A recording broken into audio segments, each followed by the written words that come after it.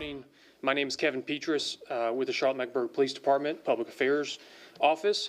Thanks all for being here today, and everybody watching, thank you for joining us also. We do appreciate you being here and for your support as always. I want to welcome you to the 2023 mid-year public safety briefing here for the Charlotte-Mecklenburg Police Department. It's hard to believe, but we are more than halfway through 2023. You're going to hear today in depth about crime trends and CMPD's responses to property crime, violent crime, and to juveniles. You'll also hear about some legislative updates and an update on recruiting here at CMPD also. While we're pleased to announce that violent crime has continued to drop in Charlotte, property crime has maintained an increase so far this year. Overall crime in Charlotte is up 11% this year. That overall number is made up of a decrease of 8% in violent crime and an increase of 16% in property crime. If these trends sound familiar, it's because you've heard similar trends before, even recently. End of year 2022, first quarter of 2023, and then now mid-year in 2023. The overall trends are generally the same, but the main driver of overall crime continues to be the same, and that is auto theft. The Hyundai and Kia thefts should come as no surprise to anyone at this point. We've been talking about them quite a bit for about a year now, but it's still a very real problem, and that's here in Charlotte and nationwide. Our first speaker today is Deputy Chief Stephen Brochu, that's B-R-O-C-H-U. He's going to come to share more about violent crime this year and some information about juveniles that we're seeing. Chief.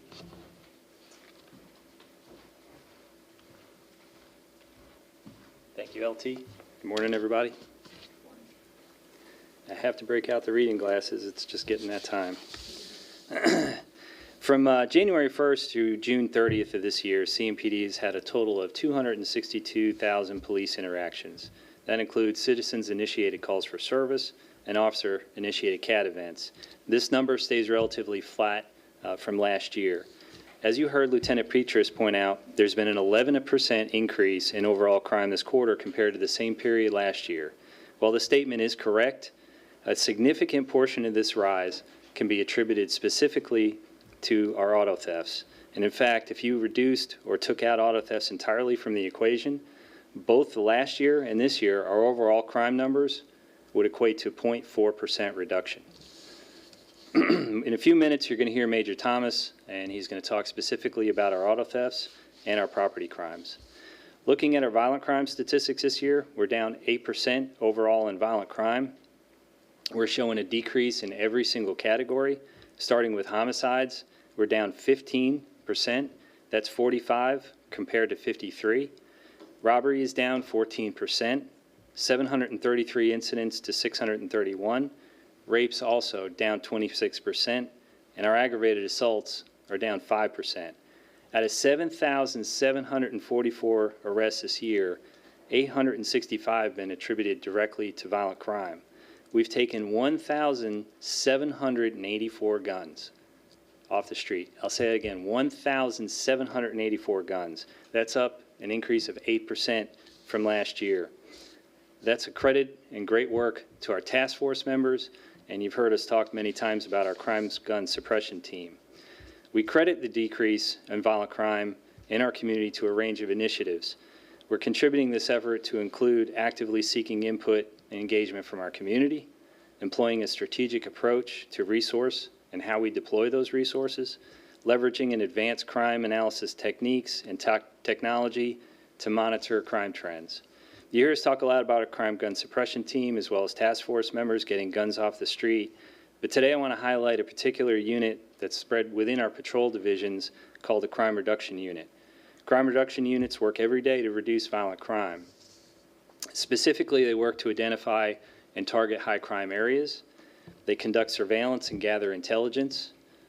They make arrests as well as seize illegal weapons and also work with community partners to prevent crime. Let me give you a few examples of the fantastic work that you hear or may not have heard yet from our crime reduction units. Starting out in our Westover division, they've been working an initiative to respond to citizen complaints as well as shooting incidents. As a result of this initiative, they seized 18 firearms. 7 of those firearms were stolen. They made 12 arrests as a result of those recoveries, and due to that, in part, some of those firearms, through our NIBIN and crime lab, were identified having been involved in other crimes. Hickory Grove Division worked a case involving a suspect who threatened multiple U.S. postal employees. They identified that suspect, who was a convicted felon, also in possession of a firearm, arrested that suspect. A subsequent search warrant led to 5 additional firearm recoveries. Meeting in the Independence Division, that crime reduction unit located an arrested subject who had outstanding arrest warrants for possession of firearm by felon and shooting into city limits, executing a search warrant, going back and seizing 5 additional firearms. North Division Crime Reduction Unit recently assisted with a search warrant that led to a seizure of 17 firearms and over $5 million worth of stolen goods. And then finally, in our North Tryon Division, so far this year, 120 firearms and made 116 arrests. Just talking through their commander, they're already ready to surpass last year's numbers in both arrests as well as seizures. We credit this decrease in crime due to a number of initiatives, efforts including actively seeking input from our community, employing a strategic approach, and leveraging advanced crime analysis techniques. And I got a page wrong. I appreciate the work that Crime Reductions Unit, and I have no doubt they play a part in a significant role in the community and the crime reductions that they serve. In the end, I want to talk about juveniles and their impact in overall crime. We have a 29% increase in juvenile arrests this year. Despite a 10% decrease in violent crimes committed by juveniles, they still account for a significant portion of property crimes. This year, there's been a staggering 93% increase in juvenile involvement in property crimes. It's a 93% increase in their involvement in overall property crimes compared to the previous year. And again, with our auto thefts being the major contributing factor. All right, with that, I'll turn it back over to LT.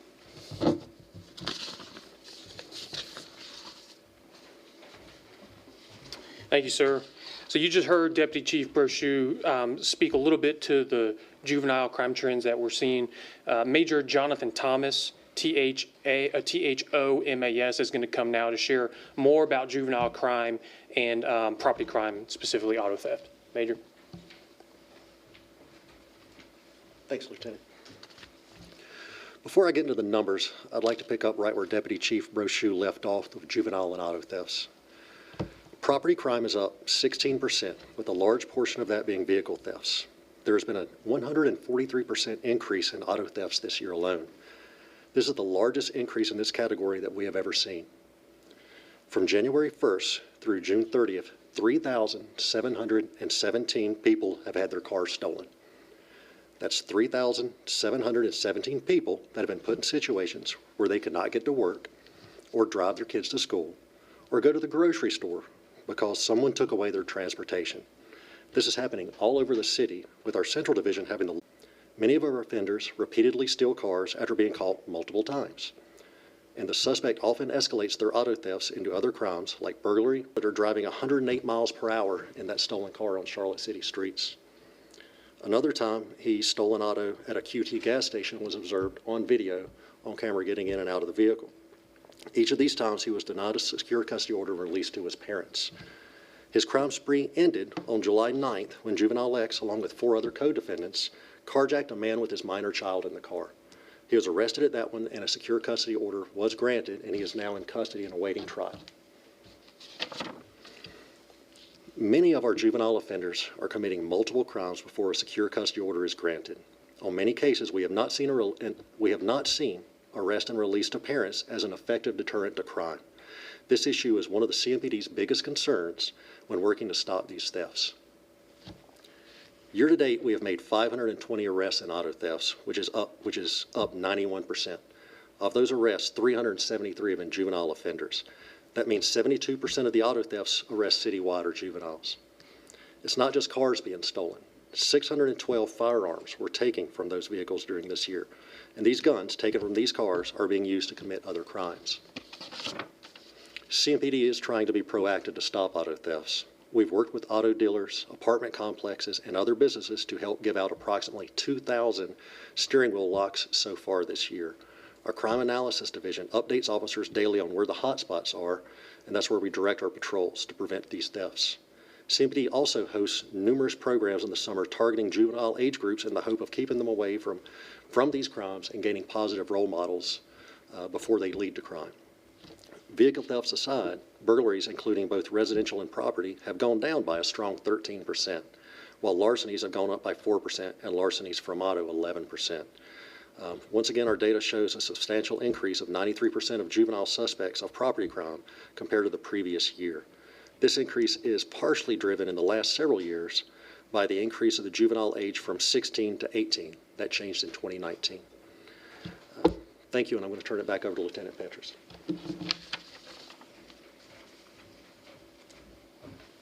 Thank you, Major. So just last week, Governor Cooper signed the Pretrial Integrity Act. You heard Chief Jennings just on Friday speak about this, and you heard how excited we are for this law to go into effect on October 1st. But there's been some other important legislative changes in North Carolina recently that's going to have an impact on law enforcement statewide. Major Dave Johnson is going to come now to tell you more about some of those changes. Sir. Thank you, Lieutenant. Good morning, everybody. I'm here today to talk about two pieces of recently ratified legislation that is going to have a positive impact, a tremendous positive impact for both CMPD and the citizens of Charlotte. In 2023, you've heard us talk a lot about street takeovers. This is when a group of individuals gather on public streets or in parking lots to engage in reckless driving, stunts, illegal street racing. During these gatherings, these drivers often block traffic, perform dangerous stunts like burnouts, donuts, and perform street racing activity. If this atmosphere, it just creates an atmosphere of absolute chaos and lawlessness and disruption. This brazen activity obviously poses significant risk to public safety. These takeovers have been a nationwide phenomenon, and the Charlotte area has certainly not been immune to this activity. Our officers and detectives and analysts have been working hard to help control and enforce the street takeover activity.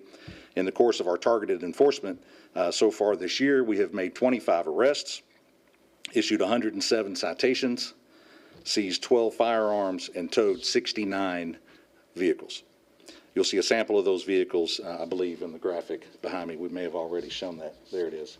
That one warms my heart to see that. So up until now, there has been no law targeting specifically this reckless behavior. Participants are simply charged with reckless driving, and there are no consequences for people that attend, spectate, or organize these types of activities. This did not give our officers the proper enforcement tools to make sure that all the participants in this type of activity are held accountable. Thankfully, brand new and much needed legislation just signed by Governor Cooper on Monday will allow officers to hand out stricter penalties with the hope of deterring drivers, spectators, and event organizers from continuing this dangerous and reckless behavior on our city streets. Under this new legislation, a first-time offender will be charged with a Class A1 misdemeanor, which is the highest level misdemeanor, and face a fine of no less than $1,000. Any subsequent offenses within 24 months will be charged as a Class H felony, and the minimum fine goes up to a value that is twice the value of the vehicle used in this activity. Anyone caught organizing one of these events can be charged with a Class A1 misdemeanor. Those who participate in this activity by blocking traffic with their vehicle or standing in the street to film videos to post on social media can also be charged with a Class 3 misdemeanor, with subsequent violations being elevated to Class 2 and Class 1 misdemeanors. And perhaps most importantly, vehicles used in these types of events will be seized and held pending trial of the offenders, of the persons operating the vehicle, and if that person is found guilty, the vehicle will be sold at public auction. We're hopeful that this new tool will aid in combating street takeovers and make those who would participate in such activities think twice. I'd like to personally thank State Representative Carolyn Logan of Mecklenburg County for her work with us in getting the ball rolling on this legislation and helping to get it passed. The second piece of newly ratified legislation I want to highlight is House Bill 140, which authorizes civilian traffic investigations. According to 2021 North Carolina traffic crash statistics, 276,000 traffic crashes were reported across the state. Of that number, nearly 200,000, or 72% of those accidents, did not involve fatalities, personal injury, DWI, or any criminal charges. In 2022, CMPD responded to just over 42,000 traffic crashes, an average of 115 per day. As you can imagine, these crashes impose a tremendous workload, especially for large cities like ours, for what in many cases amounts to a data collection report for the insurance companies. This law authorizes municipalities to employ civilian personnel to investigate traffic crashes involving property damage only. These civilian employees will be called civilian traffic investigators. These investigators will respond to minor traffic accidents and complete a report just the same as if it were completed by a law enforcement officer. They would not carry a firearm or have the authority to arrest or write citations, and their uniforms and vehicles will clearly distinguish them from police officers. However, they will have the same authority as an officer to tow or remove a vehicle that is obstructing traffic. These new investigators will be required to attend a training program that will be designed by the North Carolina Justice Academy and spend at least 4 weeks in the field training under a police officer in how to investigate traffic accidents. It's important to note, however, that this would not supplement or replace any of the city's existing sworn police officers or reduce the number of sworn law enforcement officers employed by a city. The purpose would be to lessen the burden on police agencies statewide, allowing for properly trained civilians to investigate property damage traffic collisions, freeing up police officers to respond to higher priority calls. This statute was ratified on June the 15th and became law on July the 1st. We at CMPD are currently exploring how to best implement this new opportunity in our jurisdiction, and we hope to have more news on this front for you very soon. That's all I have. Thank you. Thank you, Major. Some important and exciting legislation coming down for North Carolina. We appreciate it. The final update we want to share with you today is on the topic of recruitment. Chief Jennings has been explicit about his direction for CMPD and the top priorities.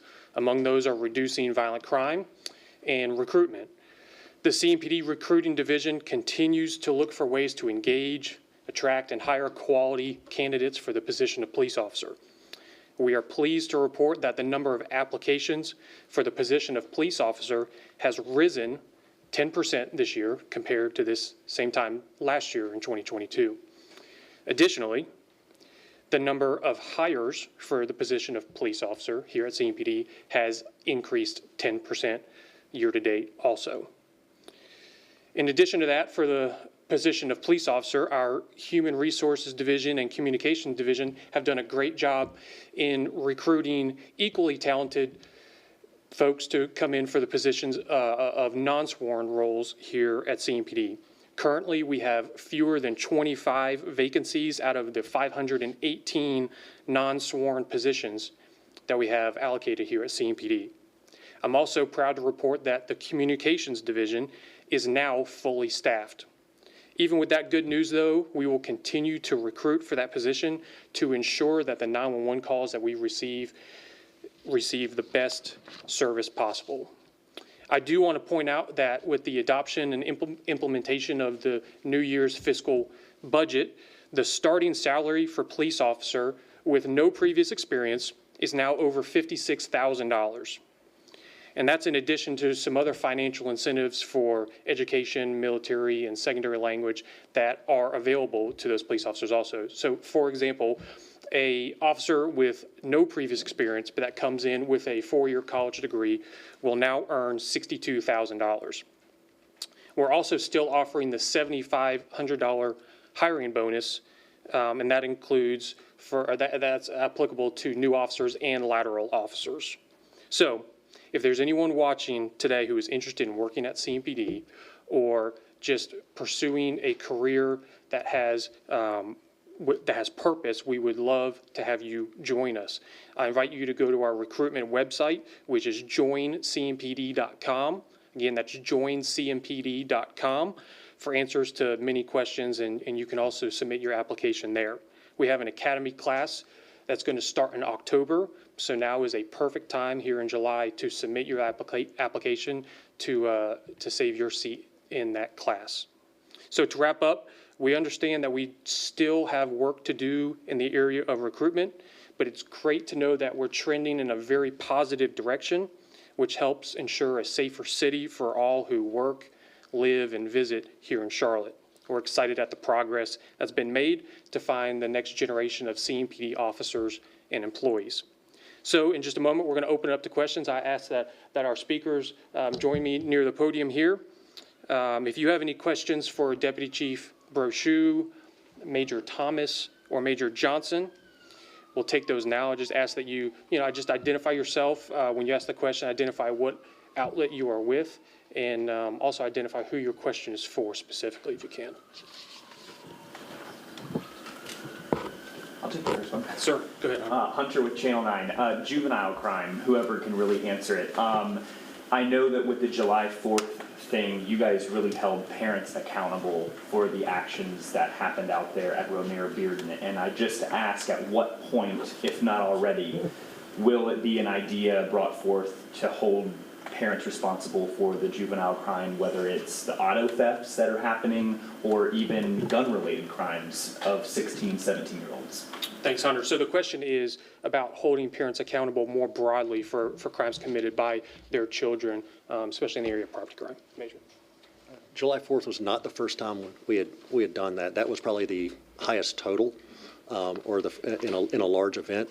But throughout the year, we have charged them when we get the repeat case of a juvenile, and we take into consideration if the parent is working and trying to do their best, not likely of getting charged. But if we see that that parent is not doing what they should be to keep that child from repetitively breaking the law, that's when they'll get charged. But like I said, July 4th was not the first time. We've used it for gun crimes. We've used it for auto thefts throughout the year, and it's something that we are going to keep doing until we can stem the behavior. It alludes to my next question. What do you want parents to know, especially during these summertime months, knowing that you have used this tactic in the past? Parents are responsible for their children.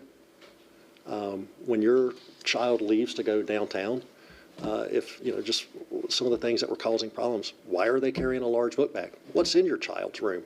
When we see a child that's been 13, 14, 15-year-old arrested, and when officers are going into their rooms and finding multiple firearms, when your child's not home at midnight and they're out breaking into cars or stealing cars, you're responsible as a parent to keep up with your child. You should at least be able to control what's in the room. We know that it's tough being a parent for a lot of these kids. There's a lot of outside influences that have more power over the kid than the parents do. And that's why we do say there are parents out there begging us for help, just like with these secure custody orders. We have parents begging us, please put them in custody, and we can't. That's not our part of the justice system.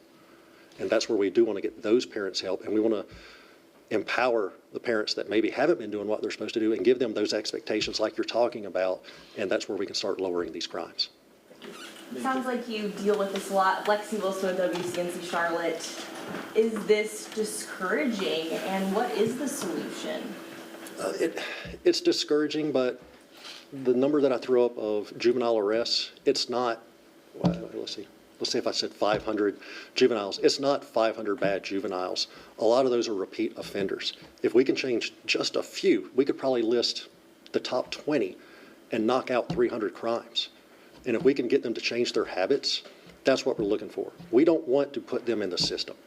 I'm not happy when we have to put a juvenile into custody. And that's when the law changed where they wouldn't get arrested from 16 to 18.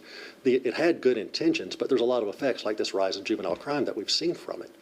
But we do want the children to recognize, or the juveniles, there are consequences to breaking the law. That's what, even in some of their interviews, they're telling us, man, I don't get in trouble, I'm going to keep doing it. And that's where it gets disheartening as a police officer. Major Willows from Queen City News. will you start using this charging or citing parents for these auto crimes? I mean, the auto crimes keep going up. We already, Are you guys doing that? we have been all year. And like I said, it's a case-by-case basis. We're not looking to, like I said, there's a lot of parents that are struggling. We're not using this as another punishment for them. They're already dealing with a kid who's in trouble. But when we see neglect, when we see them meet the elements, their actions were neglectful enough for charging, they will be charged. Jordan Kudish with Spectrum News. So I know you guys got rid of the juvenile detention center. What is the next steps for those kids that are, creating those violent crimes? Are they going to some kind of, is it like a probation, a house arrest? What is the next steps for that? We don't run juvenile detention. That's ran by the state and the justice system through that. And just that one case, juvenile X that I brought up, he was already on electronic monitoring. In many cases, we're not seeing electronic monitoring as being an effective deterrent either. It's like I said, anything we can do to get them out of the life of crime, any kind of resources we can give the parent to get them to get off of that track of crime or not go into it in the first place, like all the camps we run during the summer. When they raise the age of juveniles from the 16, from 16 to 18, the entire system that was already overloaded with like the detention facilities was hit with an either larger population. So I think that was a big hit to the system because, like I said, it was a well-intentioned law that wasn't thought out for all the repercussions that would happen like this. I have one more question. When it comes to social media, how big of a role is this playing with our minors to be involved in crime? I think in many times it's a negative influence. We've seen incidents at the park and everything where you see a large gathering, but it's almost encouraging criminal activity in that.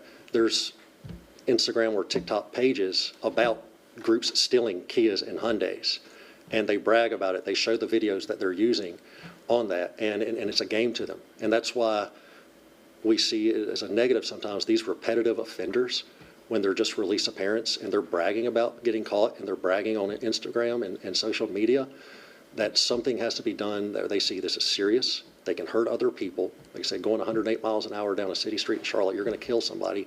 Or we've had the instances, I think we've had it, I know of at least one juvenile who was in a stolen car who died when he wrecked the car. They're driving crazy and they end up hurting themselves and others.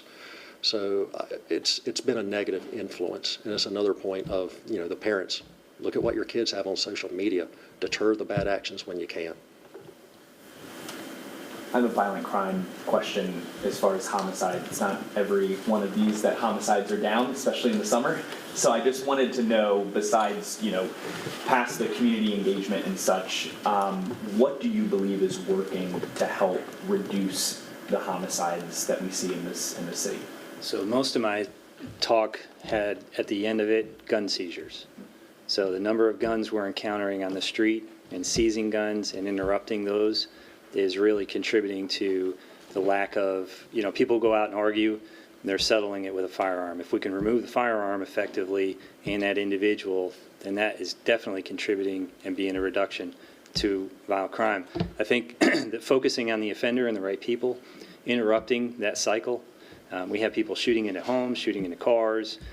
Some are near misses that could have been very quick, a homicide, and it was just happened to be a miss, or they were saved in the hospital. So interrupting those shooting cycles, which our crime gun is doing, our task force units are doing, as I told, our crime reduction units and patrol, everyone is focused specifically on violent crime in order to interrupt that cycle.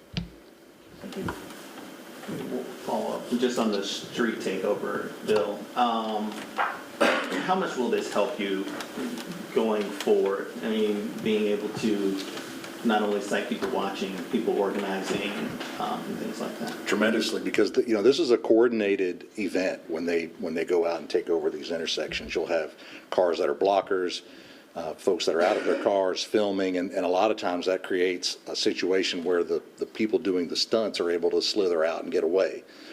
So now those folks that are left behind will face some significant charges as well. So it just opens up an opportunity for us that we think will be able to have a significant impact. And the work that we've been doing has already had a significant impact in reducing the activity here in Charlotte. We would see, back earlier in the year, we'd see 200 or 300 cars at an event. We're lucky if we get 20 to 50 cars at an event. We're seeing them pushed out to other jurisdictions. We're having other jurisdictions contact us to find out, hey, how are you preventing this? What are you doing right? So we're sharing that information with those jurisdictions as well. And we're already seeing an impact, but we know this is going to help us even more. Major, for the civilian traffic investigators, Yes. I know there was a lot of different opinions when this was first an idea. First off, how many, even if it's a rough number, is CMPD looking to hire? Is it just a couple or is it dozens? As many as we can do effectively, right, and safely. We want to make sure that the right people are in those positions, right, that they're properly equipped and trained. So we're exploring what all that looks like, right? There's a lot that goes into what's their uniform going to look like, what's the car going to look like. There are other states that have been doing this for a long time. Florida has been doing this for a really long time. So there are models for us to follow, but we're excited about the opportunity. And then the timeline, I know it's still exploring it, but is there a rough timeline of when the department would like to start implementing this? I mean, by the end of the year, we'd love to have, our first ones out and working, and definitely, if not just on a trial basis, right, so that we can tweak it. It'll be a work in progress for a while, but as soon as we have some more information on that and we're able to start hiring, we'll certainly come back and let you know. Is that gonna be worked into the budget? I mean, with the That's another recruitment piece of it, thing, right? I mean, Yeah, okay. so those allocations would have to be created, right? We have to work with the city to create those allocations, job descriptions, and all of that. So all of that takes time. The impact, I know you talked about it before here, but truly, I mean, what will this do for officers? I know that recruitment, even though it looks like you guys are making progress, is still an uphill battle. What will it do for your patrol units out there? Well, hopefully it frees them up to right, address those higher priority calls for service, right? It's totally unacceptable if someone's facing an emergency or a crisis that they have to wait for a police officer to show up on scene. So we want to free officers up to be able to respond quickly to those emergency calls. That's, when people call 911, they expect a response, and we want to be able to give it to them.